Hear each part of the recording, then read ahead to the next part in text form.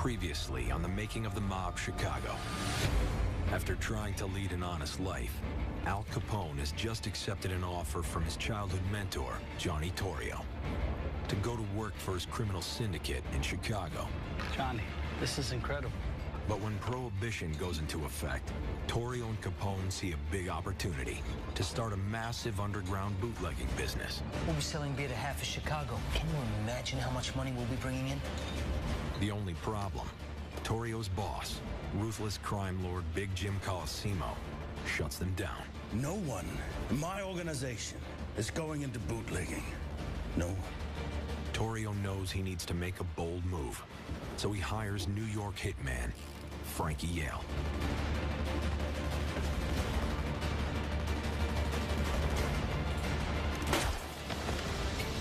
With Colosimo out of the way, Torrio and Capone are now the biggest Italian kingpins in Chicago. But across town, there's a new threat. You tell those Italians to stay the hell out of the North Side.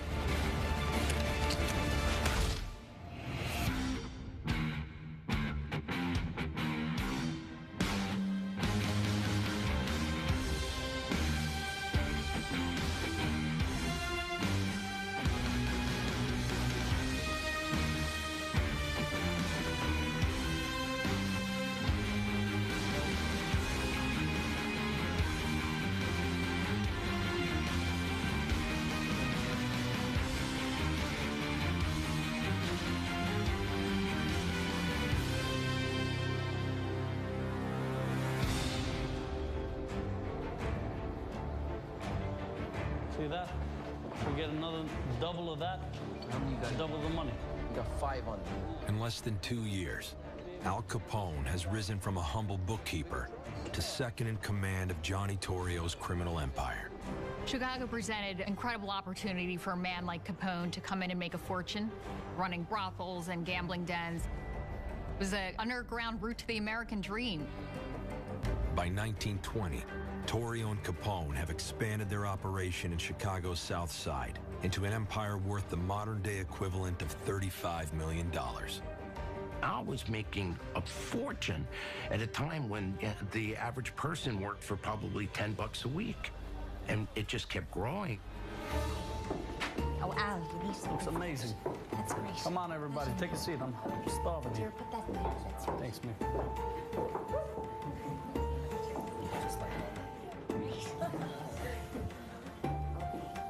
This is beautiful. They said it was wonderful. Capone purchases a house in Chicago, moving his entire family from New York to live with him, including his brothers Frank and Ralph.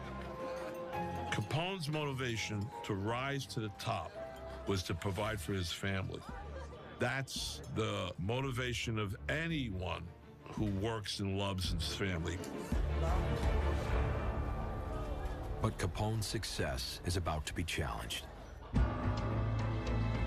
As Torrio and Capone's operations expand, they begin pushing into Chicago's North Side, an area controlled by the city's second largest gang, the Irish.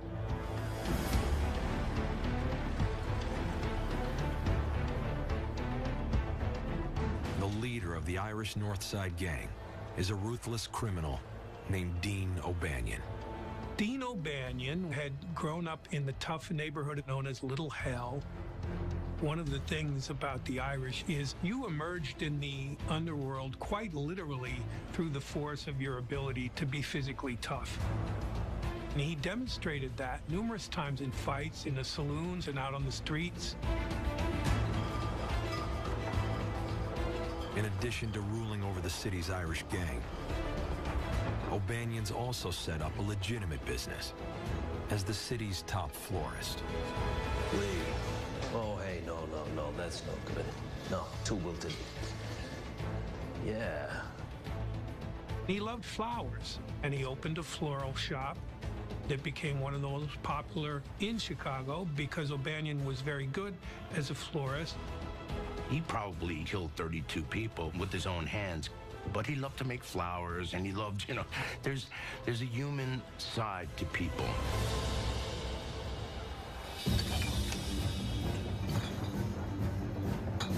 When prohibition goes into effect, O'Banion muscles in on the growing bootlegging business. Let's go. And he's not about to let Torrio and Capone grab a piece of his territory. Gotta do something about this O'Banion. He's gonna take down our trucks whenever he feels like it. I'm gonna send him a message. As businesses would grow more powerful, they would take in more money and they would think about expanding. And that's where the trouble began, because people would try to expand out of their neighborhood into another. They would see great profitable pockets, and that's when you get these clashes.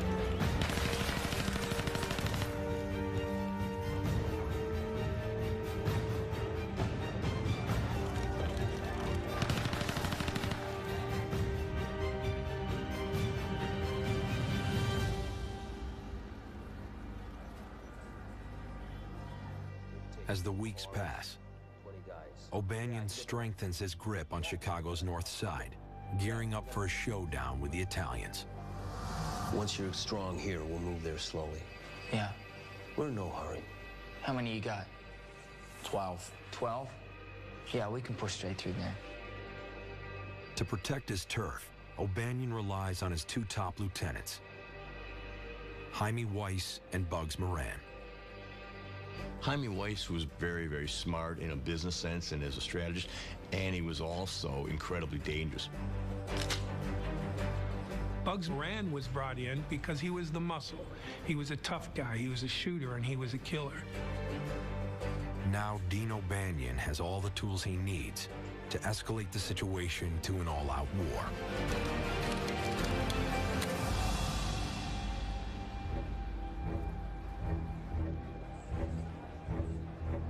As the violence takes a toll on Torrio's business, he decides to gamble on a radical plan. This is an opportunity, Al. Yeah, I hear.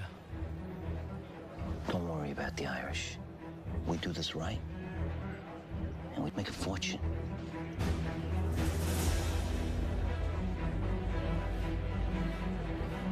Torrio calls O'Banion and suggests that they meet. There's no way that that's a simple conversation. There's no way that it's friendly. But Torrio thought it was worth trying, because if they could somehow stop killing each other, they would really have the whole town to themselves.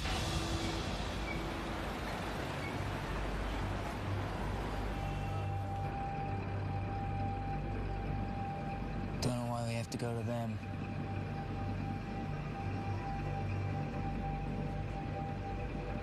But for O'Banion, meeting with Torrio and Capone is the last thing he wants to do.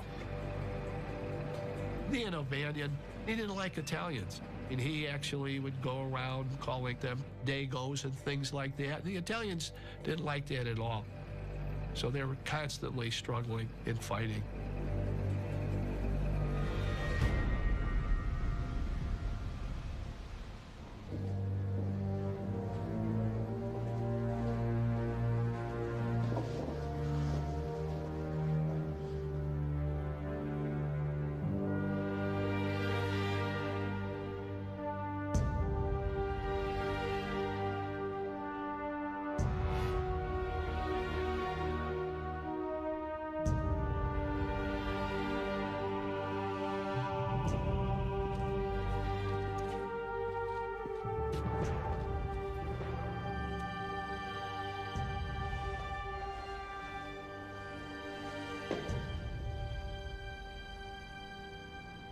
Well, I'm here.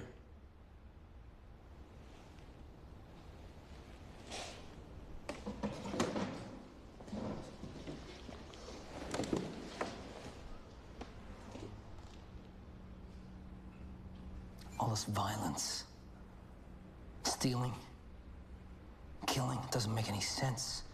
It's not good for business. Violence is my business. Oh, you mean your business? Now, I fought for every inch that I own of this city And I will not give any of it up. Hey, we fought for our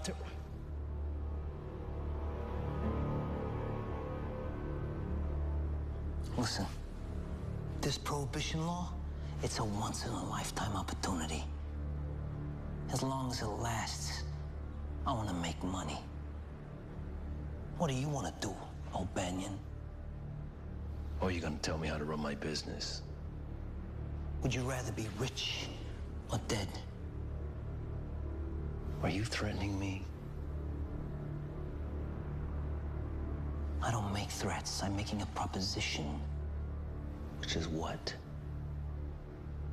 I take a cut of your business, and you take a cut of mine. You get to sell your whiskey in our territory. I get to sell my beer in yours.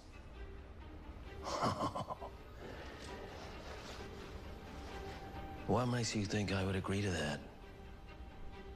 We gotta think smart. Shooting up my trucks, stealing each other's liquor, killing each other's men.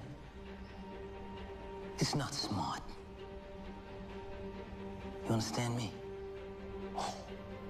This is an opportunity. You want to keep fighting, or do you want to be rich? Okay, Torrio. I'll be in touch.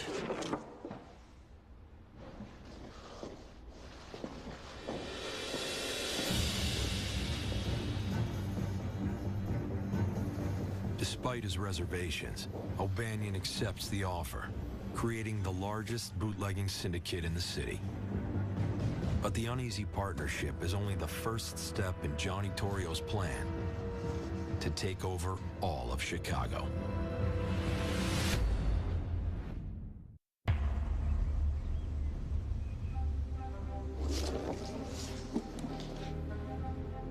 After Irish gangster Dean O'Banion accepts Johnny Torrio's offer to form an alliance, the two gangsters create the largest bootlegging operation in Chicago, covering the city's north and south sides, and making them into the most dominant mafia syndicate in the city. Johnny Torrio was able to think more strategically than most of the other gangsters. He had the wit to decide that he could form alliances with gangsters from other backgrounds, and he built a coalition. I got a good feeling about this. Yeah. Determined to take over Chicago's entire bootlegging operation, Torrio moves to the next phase of his plan and takes advantage of one of Chicago's most distinct features: political corruption.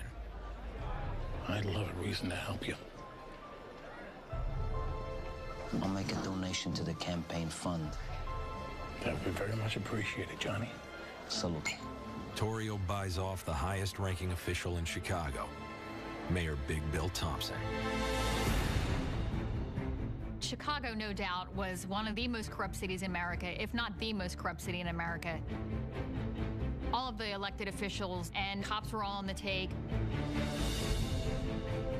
Gangs like Torrio and O'Banion's dedicate nearly 10% of their revenue to payoffs, with some police collecting more money in bribes than from their annual salary. Yeah, really good. The guy said this is just for this morning. Can you believe it? Today? Yeah, look at this. Here, come on. Get out of here. With the politicians and cops in their pocket, the Irish and Italian conglomerate operates freely throughout the city.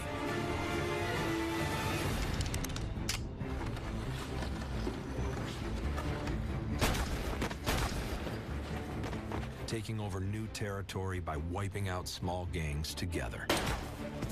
The mafia came in and wind up running the city of Chicago. Chicago was like Dodge City, where people getting shot up and nobody was stopping. It was almost like the Wild West.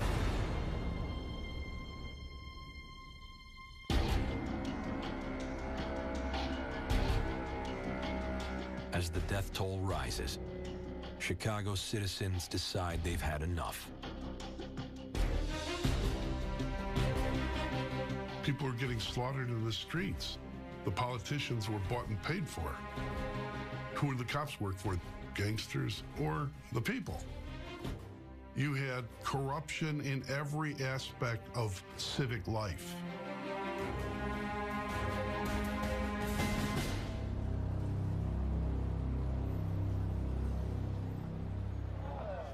With an election approaching, a Chicago Superior Court judge who spent over a decade upholding the laws of the city decides to run for mayor. Now this guerrilla war between hijackers, rum runners, and illicit beer peddlers will be crushed. No bootlegger in Chicago will be safe.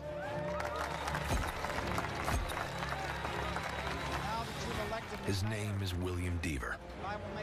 William Deaver is going to come in and clean things up. Part of his platform is to enforce the prohibition laws and make sure the courts and the police are doing their jobs. I believe in Chicago. With his promise to rid the city of violence and corruption, Deaver cruises to victory.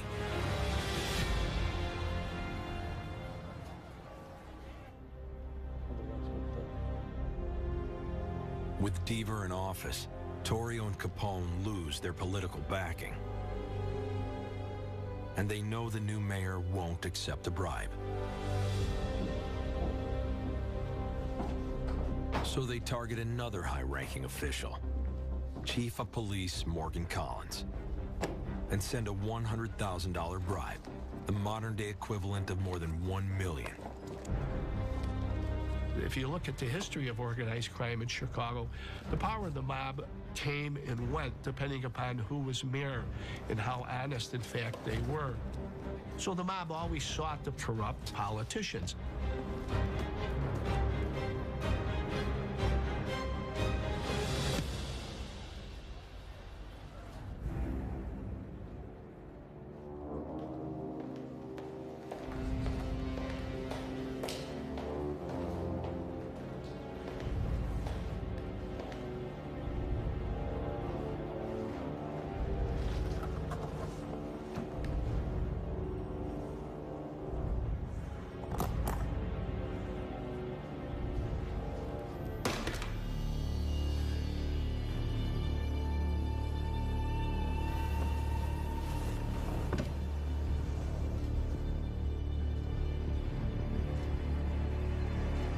Shut them down.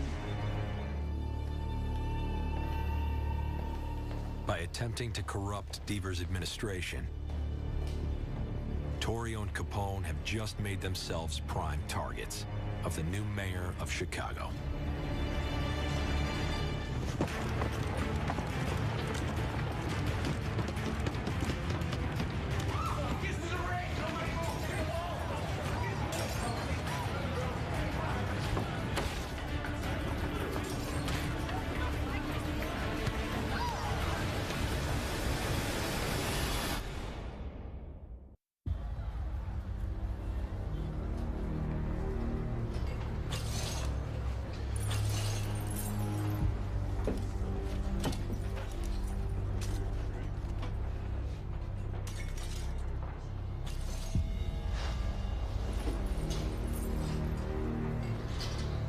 Deaver, son of a bitch.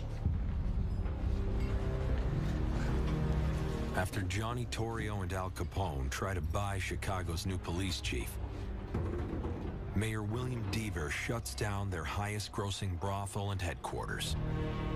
Look at this. Must have taken like 100 bottles there.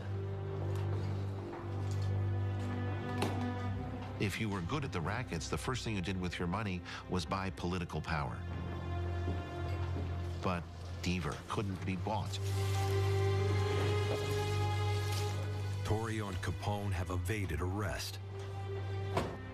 But Deaver continues his assault.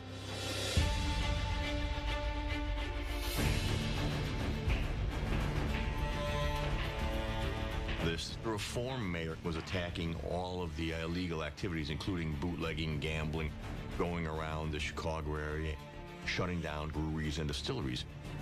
It's a clear-cut attempt to try and get Torrio and Capone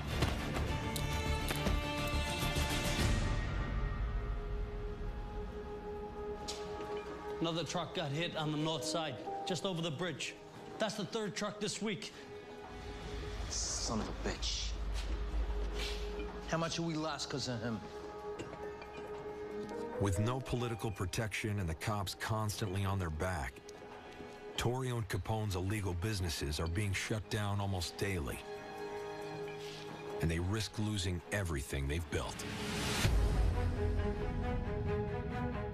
Torrio knows he needs to find a new place to operate, outside of Deaver's control.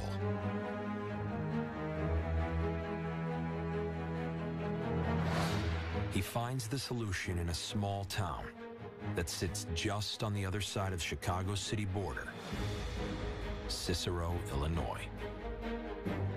Only 10 miles from downtown Chicago, Cicero is a quiet suburb of 40,000 people.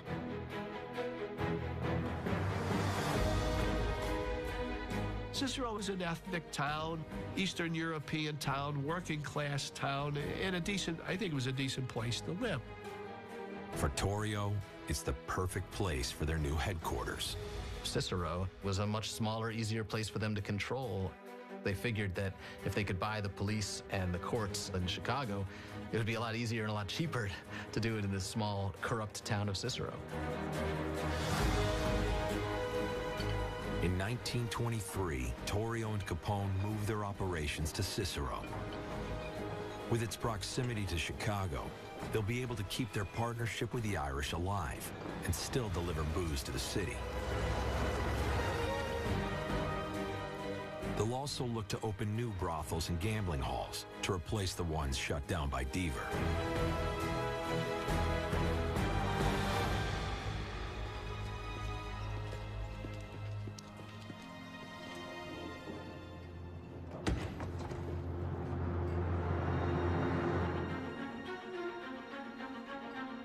Seeing an opportunity to develop his second-in-command,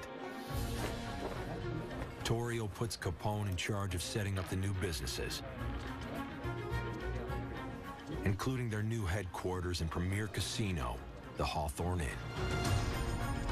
Al was always eager, but he had been tutored for quite a long time, and Al was smart. Al was very, very smart.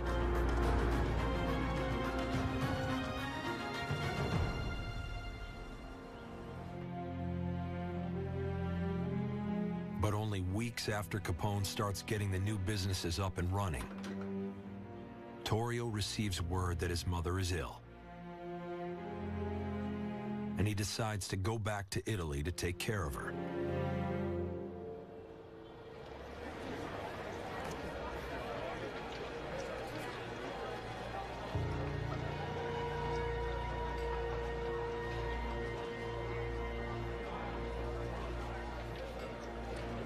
That's family. You should be there. You keep the wheels turning until I get back. Easier said than done. We'll figure it out. Take care of yourself. I'll see you when you get back.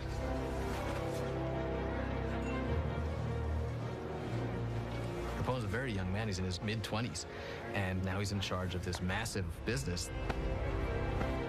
Capone didn't really have any time to think about whether he was qualified or how he might manage this business. At just 24 years old, Al Capone is in charge of a criminal empire that was nearly wiped out. And now he has to figure out how to rebuild it, all on his own.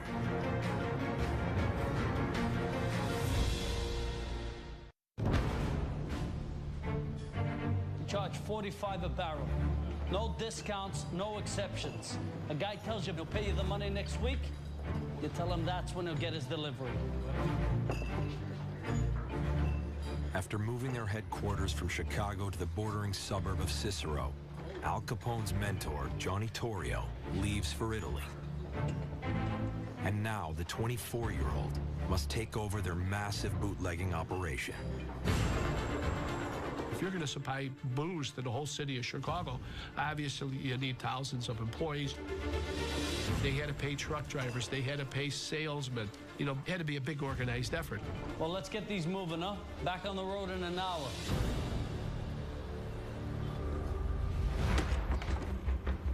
But in addition to running alcohol, Capone sees an opportunity to build a new vice trade of casinos and brothels that can attract clients from Chicago to Cicero.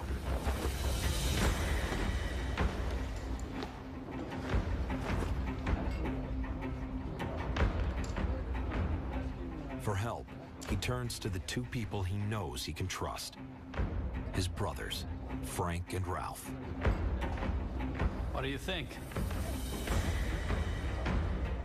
Very nice. You did good, Al. This is such a difficult business to run with so many different moving pieces, so many different people coming at you for wanting something. It must have been nice for him to know that there were at least two people whose loyalty he didn't have to question.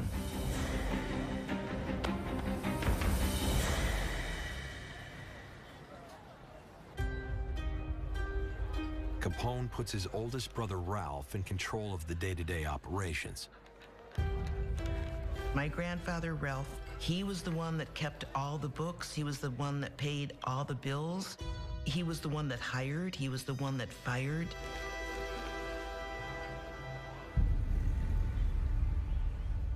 Capone knows from working under Torrio that to keep operations running, you need to buy protection from the local government. So he sends his brother Frank to bribe Cicero politicians. I was hoping that you and the people down at City Hall could help us out. Capone's brother, Frank, was more of a flashy gangster, almost in a Hollywood mode. He was young, he was slender, he was good-looking. He acted as a go-between with the politicians. He had people skills.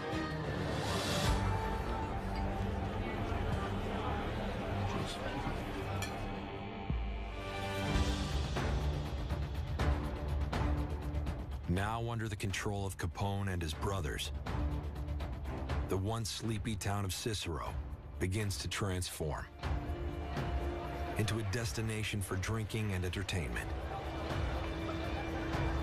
just outside the laws of Chicago. How are you gonna do? Okay, no more bets, no more bets.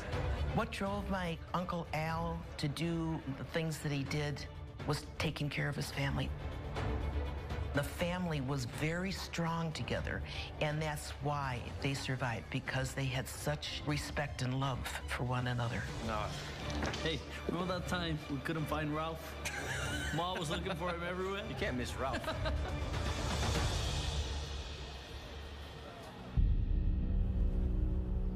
But just as Capone's reputation in the underworld is growing, he gets an unexpected visit.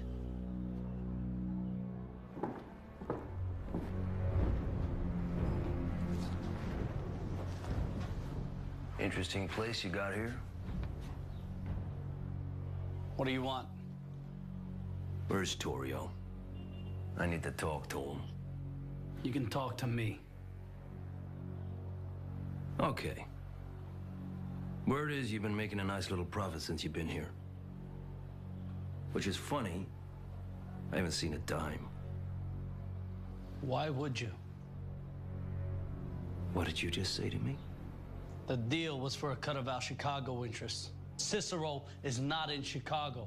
I don't give a damn where Cicero is. The only reason I allow your trucks through my territory is for a cut of your profits. In Chicago, in Cicero, wherever. You want to move your trucks through the north side? That's what it's going to cost you. Try stopping one of my trucks. See what happens.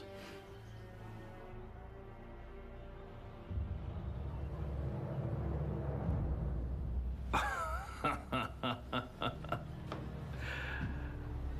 want to be crystal clear. Either I get my cut of everything by the end of the week, or you will have a serious problem.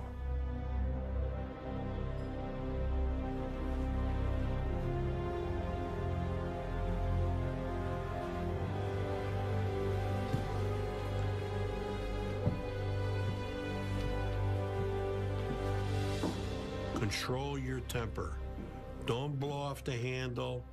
Don't start fighting people or killing people. Think about it. Think very thoroughly. Don't react on an impulse.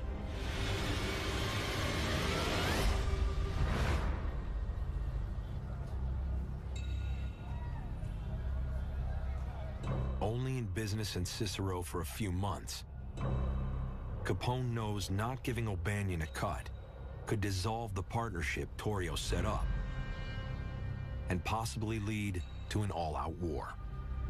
One of the major things he would have learned from Johnny Torrio is it's all about business. We're in here to make money. We don't want any trouble. That was Johnny Torrio's sort of catchphrase. Trouble is bad for business.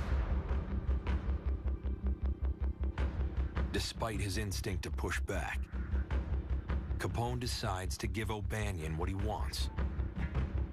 There's tough guys in both organizations. In life, one thing I was always told, no matter how tough you are, there's always somebody tougher. But you have to be smart.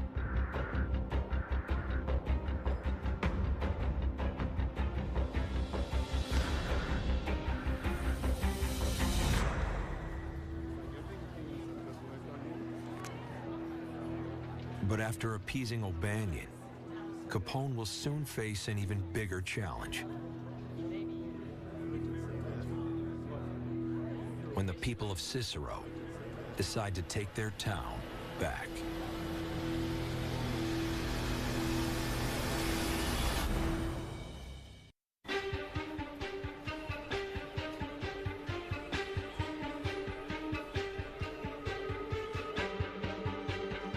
In a matter of months, Al Capone has transformed Cicero from a quiet suburb to a mob paradise. Alive with gambling dens, whorehouses, and cold-blooded gangsters. And the local population has had enough. Cicero, at the time Capone went out there, it was a working-class community and a decent place to live. It was a fine town up until the time that the gangsters were allowed to come in, and people didn't like that at all. With an election looming, Capone realizes that the politicians on his payroll could be voted out. And he knows he can't let what happened in Chicago happen again in Cicero. This election, it's becoming a real problem. Papers exaggerate everything.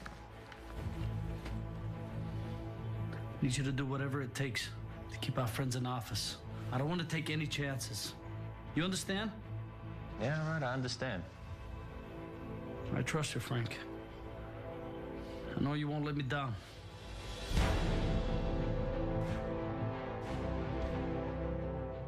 When you're in the life, there's a lot of anxiety. You worry about what you need to do. Al Capone brought his brother into the life. It's always the trust factor. You know, you can trust a family member more.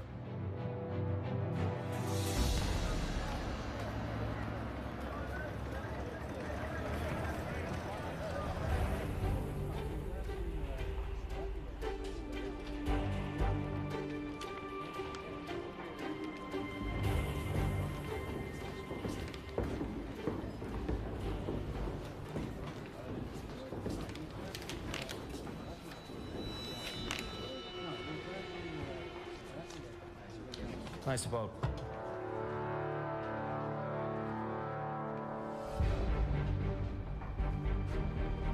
The Capones controlled the election in Cicero by standing by the polls with guns sticking out of their pockets, reminding people that this is election day and we're here to make sure you're voting for the right folks.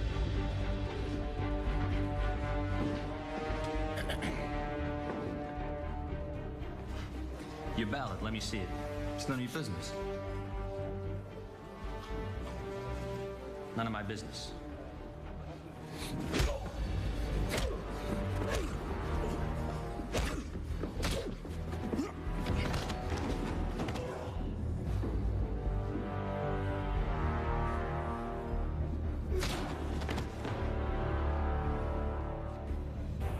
else have a problem? Under orders from his brother, Frank Capone uses any means necessary to fix the election. From stuffing ballot boxes to kidnapping election officials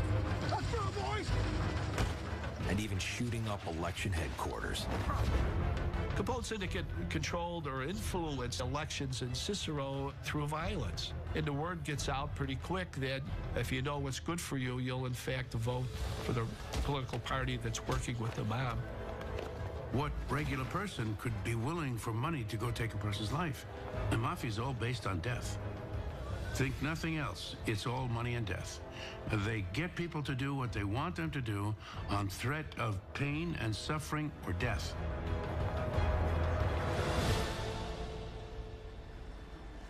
As chaos breaks out in Cicero, town officials reach out to a man who's taken down Capone once before.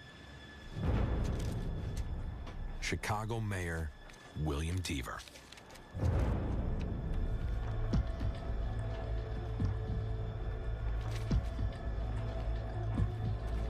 The only problem is, Deaver's army of police officers in Chicago has no authority in Cicero.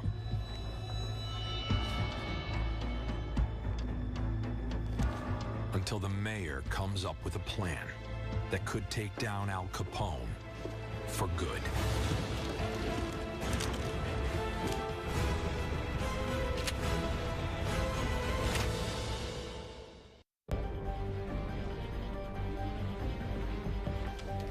In order to rig the Cicero elections for his brother Al Capone, Frank Capone resorts to violence.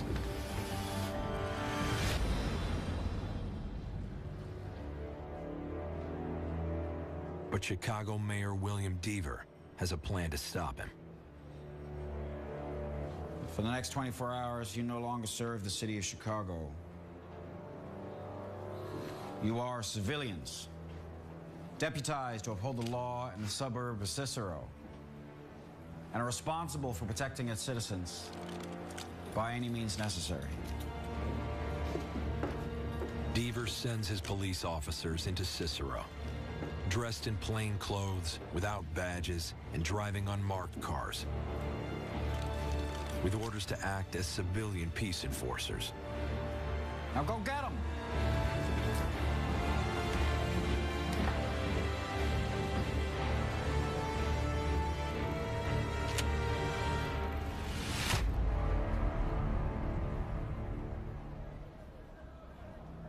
My brother wasn't too pleased with how things were going.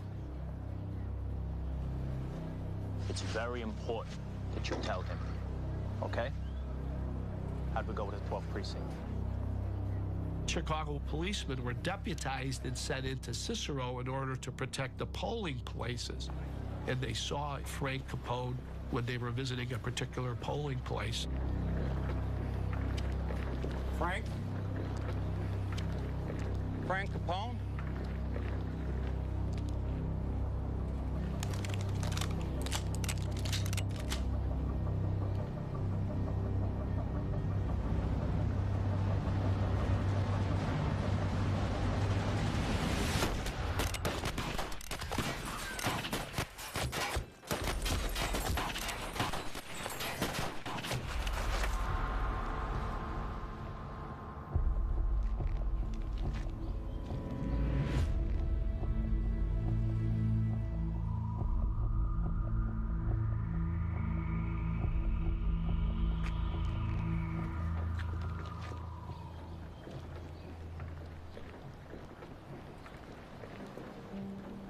Capone's brother, Frank, found himself with no apparent reason in the middle of a gunfight with the police department.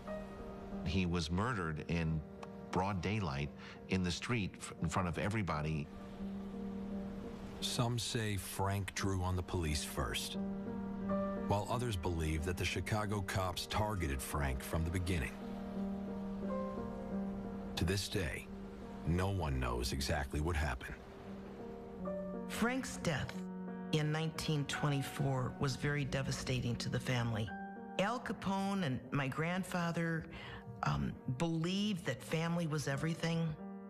So it was very, very devastating.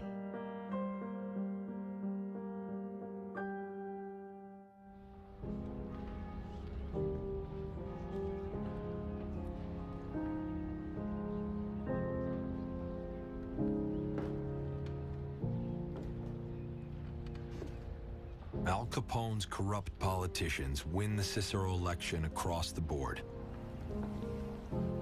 But for Capone, it comes at a heavy cost.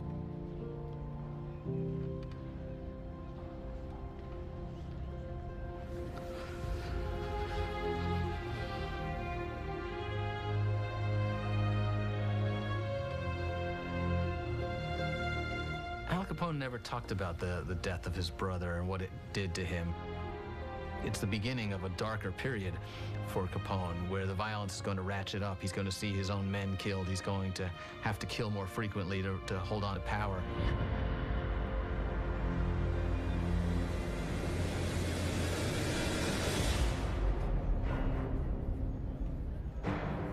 With his family in mourning, Capone begins plotting his revenge, determined to go to war with the Chicago police and Mayor Deaver.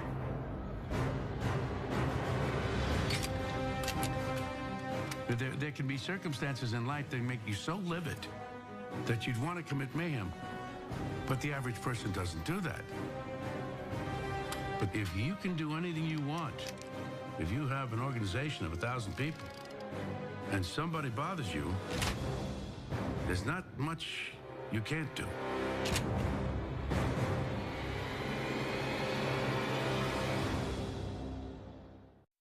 I want to find that son of a bitch, and I want to kill him. On the next Making of the Mob Chicago, both sides pay a bloody price for power. I'm not worried about Capone. I run this city. They deserve to die. Every single one of them!